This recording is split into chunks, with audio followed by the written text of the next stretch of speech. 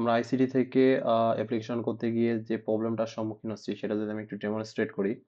এখানে আমি রংপুর অঞ্চল থেকে অ্যাপ্লিকেশনটা করতেছি, রংপুর সিলেক্ট করলাম। সার্চ করে এখান থেকে র্যান্ডমলি কিছু কলেজ সিলেক্ট করে নিলাম, সবগুলো করতেছি। মোটামুটি 7টার মতো, 7টা কলেজ সিলেক্ট হইলো। আমি এটা সর্ট করতেছি না, নেক্সটে যাচ্ছি। তারপরে এটা ঠিক আছে, এবং এখানে আমার ডিটেলসটা আছে। এখন যদি আমি সাবমিট করি আমার ডিটেলস গুলো দেখাবে। সো আমি অন্য স্ক্রিনে এটা সাবমিট করে নিচ্ছি, করে জাস্ট স্ক্রল করে ওই অংশটা কলেজ সিলেকশনের অংশটা দেখাচ্ছি। দেখেন এখানে আমি সাবমিট করার পর এখন শুধুমাত্র 2টা কলেজ চলে আসছে, যেখানে আমি 7টা সিলেক্ট করলাম সেখানে 2টা চলে আসছে, বাকিগুলো দেখাচ্ছে না।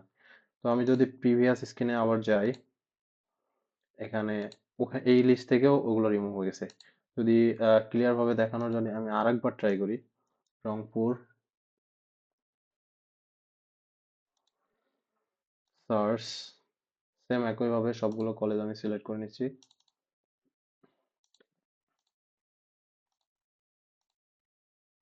নেক্সট, আমার এখানে অন্য কোনো ট্যাব নাই, শুধুমাত্র একটাই ওপেন আছে, আর এগুলো তো ইউজার।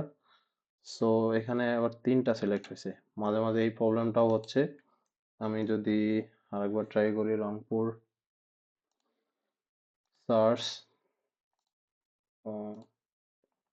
সবগুলো সিলেক্ট করে নিচ্ছি এবং নেক্সট, এবার 6টা সিলেক্ট হয়েছে। মাঝে মাঝে 7টা সিলেক্ট করার পরও 6টা সিলেক্ট হচ্ছে। সো আমি যদি আগায় যাই, এখানে আবার অন্য স্ক্রিনে নিয়ে নেক্সট করে নিচ্ছি, কারণ আমার ডিটেলস গুলো শেয়ার করা যাবে না পাবলিকলি। সো সেম একই অবস্থা, 2টাই সিলেক্ট হয়েছে।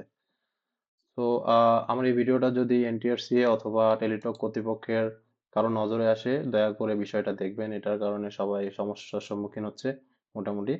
ধন্যবাদ।